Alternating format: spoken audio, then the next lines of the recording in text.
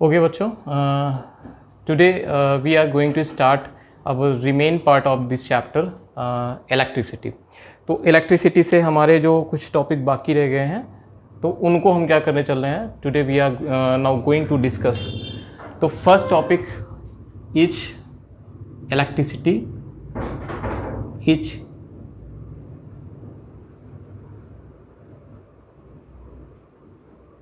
Kirchhoff's law. So basically this topic is very important for this chapter because most of the question related to the electricity is based whether on the meter bridge, whether on the Wheatstone bridge or Kirchhoff rule based. तो internal resistance और EMF भी important है, but Kirchhoff rule is very important topic for this chapter. So here we are going to discuss what is Kirchhoff rule. And after discussing Kirchhoff rule, we will just get able to know about the concept of the Wheatstone bridge. And as soon as we get the information about the Wheatstone bridge, we will able to just explain the nature of working of the meter bridge also. तो metre bridge भी क्या है, हमारे experiment में भी साथ में क्या होता है, आता है। तो what is Kirchhoff law in electricity और वी से in the DC circuit or the circuit that is connected to the cell or the battery. So basically practically it was obtained experimentally in 1842 by scientist Kirchhoff. तो 1842 में Kirchhoff ने DC circuits के लिए क्या दिया था, एक तरह का नियम दिया था, एक तरह का नियम बनाया था। और basically the rule is divided into two part and this rule is called Kirchhoff's rule.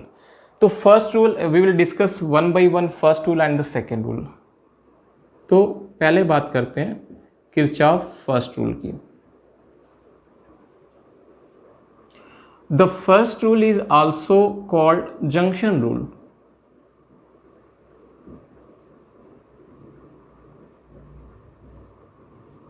Now what is the junction? First of all we have to understand junction in the case of electricity or in the case of the current in the DC.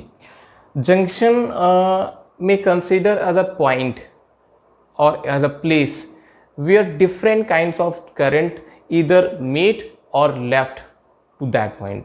तो मतलब particular क्या हो गया, एक ऐसा point होता है जहाँ पे करंट जा कर के मिलती है और या फिर वहाँ से करंट होकर के बाहर निकलती है।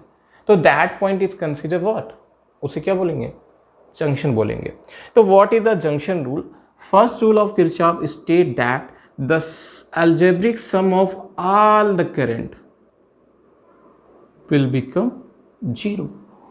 अभी ऑल द करंट का मतलब क्या हो गया कि in a common point junction number of current that is either meeting or they are moving back, तो जितना भी करंट होगा वो क्या हो जाएगा, उसका sum of the current will be consider as equivalent to zero. अभी कॉन्वेंशनल साइन को हमको समझना है कि we will consider the current that is, suppose that this is a common junction को और डॉट, एक डॉट बना लेते हैं। इस जंक्शन पे क्या हो रही है, डिफरेंट करंट इधर मीट कर रही हैं या जा रही हैं यहाँ से। Now suppose we have taken current I1, I2, I3, I4, I5. So here 5 kind of nature of current is shown. ठीक है, तो हो क्या रहा है कि clearly you can see by the direction of the arrow that current I1 is going through point junction, I2 is going through point junction, I3 is moving away from the junction, I4 ये तीनों क्या हो गई, बाहर तरफ जा रही हैं। ठीक है, तो अकॉर्डिंग टू कन्वेंशनल रूल लगाएंगे तो the current that is moving toward the junction will consider positive and the current that is leaving the junction will be sign conventionally will be taken as a negative. तो algebraic sum क्या हो जाएगा, algebraic sum will be I1 plus I2, this is a positive, minus I3 minus I4 minus I5 will be equal to zero. This is what Kirchhoff first rule. इसको हम ऐसे भी लिख सकते हैं, कैसे, I1 plus I2 is equal to I3 plus I4 plus I5. Now clearly if we look at this equation, we will find that what? The net incoming current or the net current that is coming toward the junction is exactly what? Is exactly equal to the what amount of the current that is moving outside of the junction को छोड़ करके जा रही है जो, ठीक है. तो this is first rule, and here we can also that incoming current is equal to outgoing current. तो number of charges और the basis of the conservation of charges को भी हम इसे बता सकते हैं कि basically the first law follow the law of conservation of charge. अब law of conservation of charge मैंने पहले चैप्टर पढ़ाया था. charge can neither be created nor be destroyed. Here the current that is incoming must be outgoing. जितना अंदर आ रहा है उतना बाहर जा रहा है. Now we are going to second rule.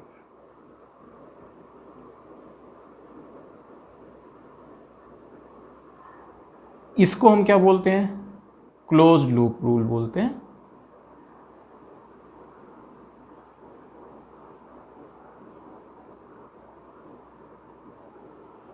Close loop का मतलब हो गया कि एक क्लोज सर्किट हो गया. तो in the case of the close loop, close loop के केस में क्या होता है कि the potential difference, the algebraic sum of the potential difference across the resistor or across the resistance will algebraically consider to 0. इसको IR के बराबर लिख सकते हैं and this will be again 0. तो फर्स्ट रूल हमारा क्या है? करंट जंक्शन रूल है. सेकंड रूल हमारा क्या है? पोटेंशियल डिफरेंस रूल है या EMF. इसको EMF से भी रिलेट कर सकते हैं हम लोग. तो EMF या potential, the potential difference across the resistance will be 0. Now first law जो हमारा है वो बेस्ड है law of conservation of charge पे. sometime it is also asked in 1 mark question कि explain that on which law the first rule of Kirchhoff is based. तो law of conservation of charge हो गया, and second law is based upon the law of conservation of energy.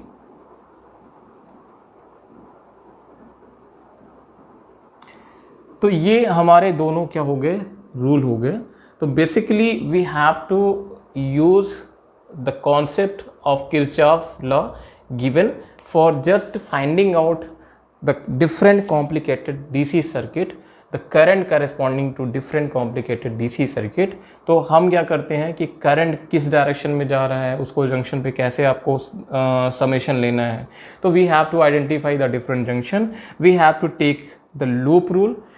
अब इसमें एक चीज़ और है जो कन्वेंशनल साइन का हम इसके अकॉर्डिंग क्या करते हैं, यूज करते हैं, वो जानना बहुत ज़रूरी है कि for solving the close loop, suppose that we are going through a close loop and we have to move in clockwise, we may choose conventionally the clockwise और anti clockwise move.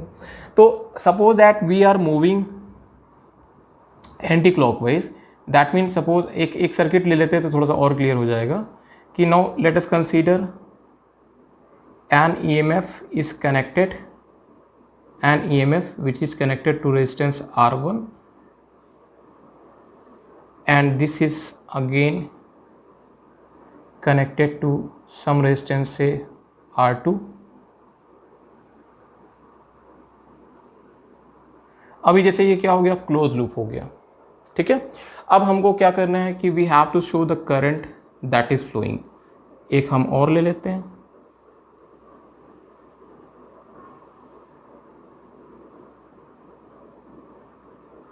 R3. Now what amount of current is flowing through this I1? What amount of current is flowing through this I2? And यहाँ पे क्या हो गया? I1. यहाँ पे current I1 I2 will meet.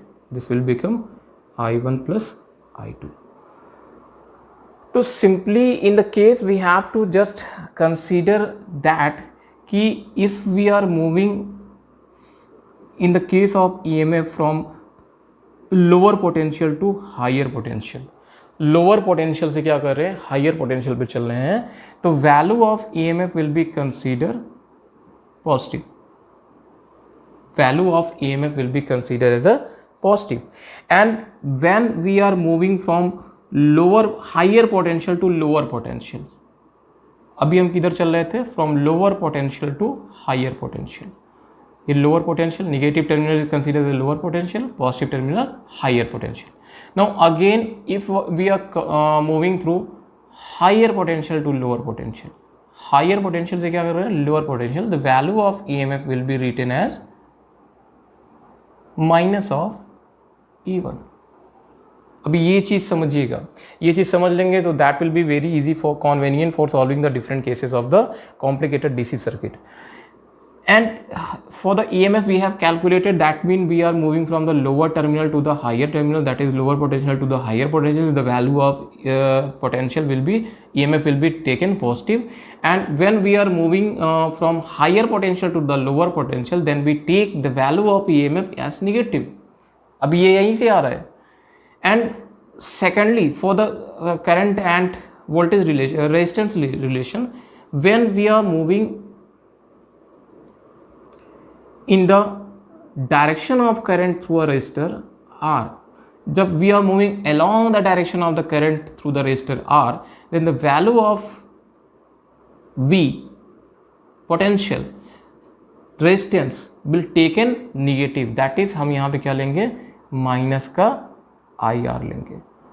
तो in the along direction of the current we will take, अगर हम इस डायरेक्शन में जा रहे हैं and the current is flowing through this direction, इसी डायरेक्शन में मूव कर रहे हैं, current is I and resistance is R, then the value of the voltage difference will be taken as minus of IR. And again अगर suppose that we are moving just opposite direction of the flow of the current, then the resistance value will be taken positive and the voltage corresponding to the resistance will be given as plus IR. तो ये क्या है, convention है. And in convention को हम क्या करना है, यूज करके हमको क्या करना है, we have to solve out different cases. अब हम लोग क्या करते हैं, एक एग्जांपल लेके चलते हैं जिसमें क्या करेंगे, we will try to find out Kirchhoff rule. And it will be better to understand the concept of Wheatstone bridge. इससे फ़ायदा क्या है कि व्हीटस्टोन ब्रिज में हम लोग क्या कर देंगे, किरचॉफ रूल लगा के उसको समझ भी लेंगे, and it will be easy for understanding the next topic ultimately, and it is what, Wheatstone bridge. तो Wheatstone bridge भी समझ में आ जाएगा और किरचॉफ रूल को कैसे लगाया गया है वो भी समझ में आ जाएगा.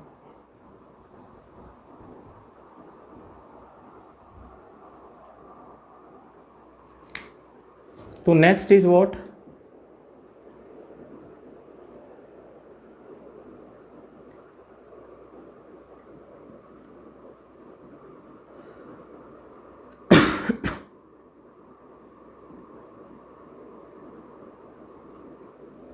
Wheatstone bridge. Now what is the concept of the Wheatstone bridge? The concept of the Wheatstone bridge are make like this one. We connect the four resistances along each side of the parallelogram. We make a frame like a parallelogram, and each side of the parallelogram is connected with appropriate resistor, and diagonally we connect a kind of galvanometer. तो पहले इसका diagram देखिए फिर मैं बताता हूँ.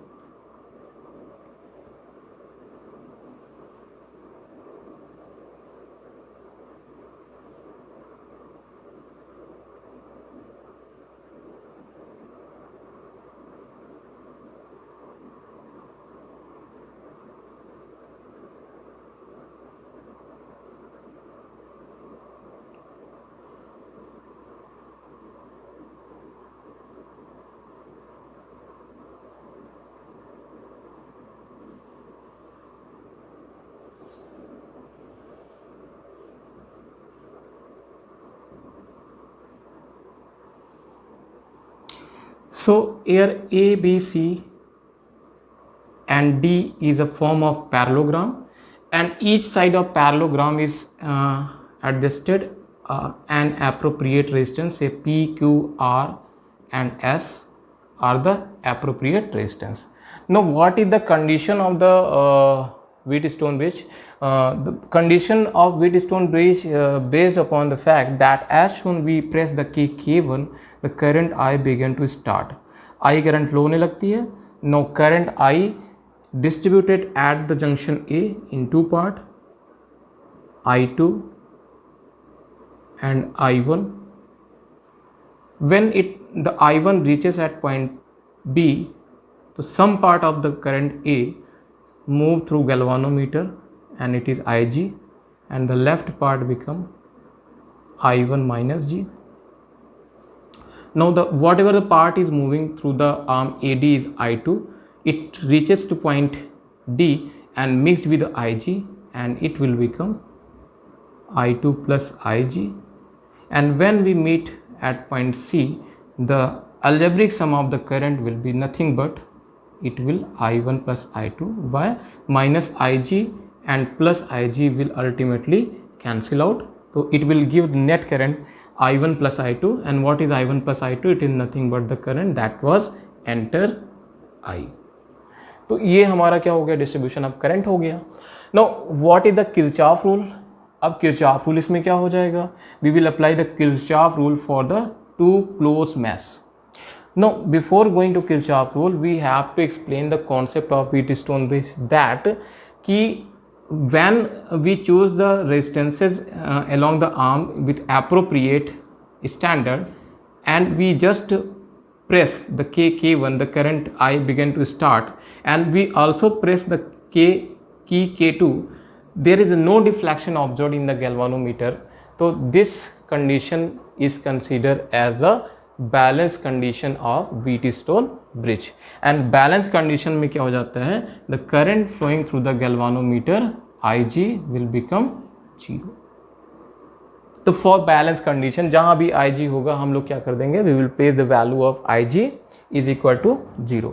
Now अब हम क्या करते हैं, इसको दो क्लोज लूप लेके चलते हैं, 1 और 2, और यहाँ पे क्या करते हैं, किरचॉफ रूल को हम लगाते हैं. तो अगर हम पहले में अगर किरचॉफ रूल लगाते हैं, now suppose that we are moving clockwise, इस डायरेक्शन में चल रहे हैं आप, तो हम क्या करेंगे, हम चलेंगे क्लोज लूप कौन सा, A B D A में. Now what happen in A B D A, A B D A में हम चल रहे हैं, तो पहले हम A B के लॉन्ग चलते हैं, तो करंट I1 के लॉन्ग चल रहे हैं, then the resistor value will be taken negative minus I1P. अभी इधर आ रहे हैं तो इसके करस्पॉन्डिंग रेजिस्टेंस क्या हो जाएगा, क्योंकि करंट 0 है तो ये टोटल टर्म 0 हो जाएगा. फिर यहाँ पे आ रहे हैं तो this is against the direction of the flow of the current, then R will be taken positive, तो plus I2R will become equal to 0. Now in the second mesh, that is in the mesh BCDB. Now what is happening in the BCDB, current हमने बता दिया Ig क्या है, 0 है.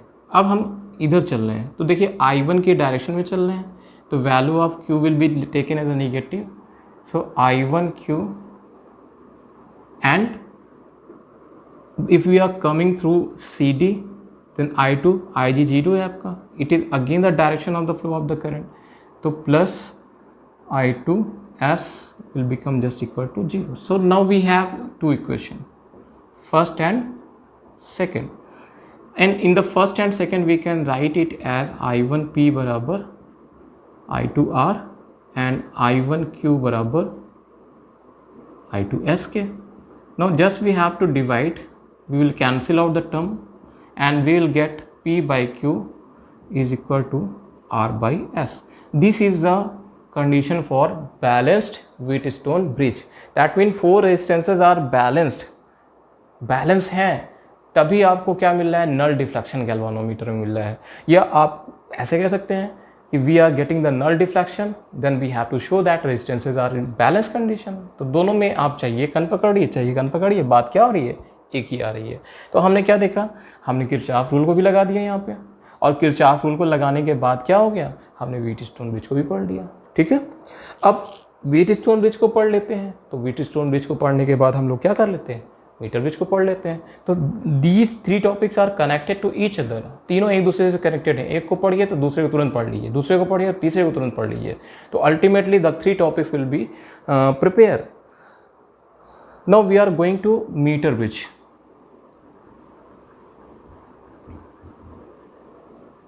Metre bridge is also in the part of the experiment in class 12th। Class 12th में एक experimental part है, इसको बहुत ध्यान से समझिएगा। तो you will just understand how to do experiment on the meter bridge and you will just find easy to do calculation and finding out the unknown resistance. So meter bridge में होता क्या है कि we choose 100 centimetre length of a uniform cross sectional wire of alloy, और हम इसमें क्या करते हैं, मैग्नीन और कॉन्स्टेंटन, मैग्नीन या कॉन्स्टेंटन को यूज करते हैं। Now suppose that we have taken A and C of fixed length of 100 centimeter wire. Now the wire A is, and this is tight in the wooden base with the copper strip. Copper strip पे क्या होता है, tight होता है, uniformly क्या होगा, खिंचा हुआ होगा। Now part A, the screw of the part A is connected with the L-shaped strip as like this one, इस पॉइंट पे कनेक्ट होगा। And again the part C will also connected with L shape strip at part C. ये क्या होता है, C part से connect है। And the middle portion of the copper strip is connected with a kind of galvanometer which is doing shunt. Shunt is a parallel connecting resistance along the galvanometer. So negative terminal of the galvanometer is connected with the jockey. Jockey is a kind of sliding key which touch or slide uniformly the entire length of 100 centimeter of the wire AC. So let us consider this is point B and this is touching point D. Now at point G and B, between the point G and B, we connect a resistance box of known resistance, number of resistances is connected, and at point B and F we will connect a kind of a known resistance, say S, this is R, and the point A is connected with a kind of cell, primary cell or EMF source with the plug key with the variable resistance or rheostat, and finally it is connected to point C. So this is the adjustment of the meter bridge. Now what actually happen when the potential of point B and D will just become equal? जब B और D के potential क्या हो जाएंगे, equal हो जाएंगे, and we touch the jockey in somewhere between A and C, कहीं भी टच कराएंगे किसी एक पर्टिकुलर पॉइंट पे, तो we will find the deflection in the galvanometer will be 0. That is the sensitive case of the galvanometer. That means when we touch the jockey on the sliding on the wire and we get no deflection, this is called sensitivity of the galvanometer. So at the time when we touch the point of jockey between the midway of the wire AC, we get if no deflection in the galvanometer, that is no current is present, then initially it start to work as a Wheatstone bridge. अब ये क्या कर देगा, Wheatstone bridge की तरह काम करने लगेगा। तो this part AD will consider as a known resistance, ये क्या हो जाएंगी, हमारी resistance arm बन जाएंगी या ratio arms P and Q. Now suppose that we get the balance condition or the sensitivity at L point, then the remaining part will be 100 minus L. No अब ये क्या बन गया, जैसे ही गैल्वानोमीटर में डिफ्लेक्शन 0 मिला तो ये बन गया आपका व्हीटस्टोन ब्रिज, उसी पे तो काम करते हैं ना हमारा। तो अब हमारा क्या हो गया कि resistance P is equal to rho L upon A, where A is the cross sectional area of the wire, and Q is equal to rho L की जगह क्या हो जाएगा 100 minus L upon A. Then what will be the ratio arm? P by Q is equal to rho L by A upon row 100 minus L by A. It will nothing but L upon 100 minus L. So this is the known arm and this is called ratio arm, and this will be equal to what? R by S. Now अब हमको R को समझना है, ये R क्या होता है कि before going to check the process of null deflection, we have to choose a one specific known resistance. जैसे हमने R is equal to 1 ohm हमने यहाँ पे पिक आउट कर लिया, तो this is also known resistance. And S की वैल्यू हम क्या कर सकते हैं, we will easily find out S। How? Now R by S is equal to L upon 100 minus L, और we may write S upon R is equal to 100 minus L upon L, और S is equal to R into 100 minus L upon L। Now R की value क्या है, जो हमने resistance box से निकाला है, 1 ओम है। 100 माइनस L क्या हो जाएगा, L को जितना मान लीजिए यहाँ पे 65 सेंटीमीटर आया, तो बचा कितना आपका 35 सेंटीमीटर। इसी को रख देंगे तो we will get easily the unknown resistance. So what we do in the experiment, we just take the different resistances from the resistance box, 1 by 1 करके 1 ओम, 2 ओम, 4 ओम, 5 ओम, ऐसे करके हम लोग बारी बारी से निकालेंगे। And ultimately for removing the error we have to take the number of observation. Number of observation लेकर के क्या करेंगे, आप इसको कर लेंगे और क्लियरली ये एक्सपेरिमेंट भी हो जाएगा। तो किरचॉफ रूल हो गया, व्हीटस्टोन ब्रिज हो गया और मीटर ब्रिज हो गया। अब एक टॉपिक और रह जा रहा है, पोटेंशियोमीटर का रह जा रहा है। After it we will try to discuss the questions based on the board examination, as well as we do some question based on the Kirchhoff rule as a numerical. Okay, thank you so much.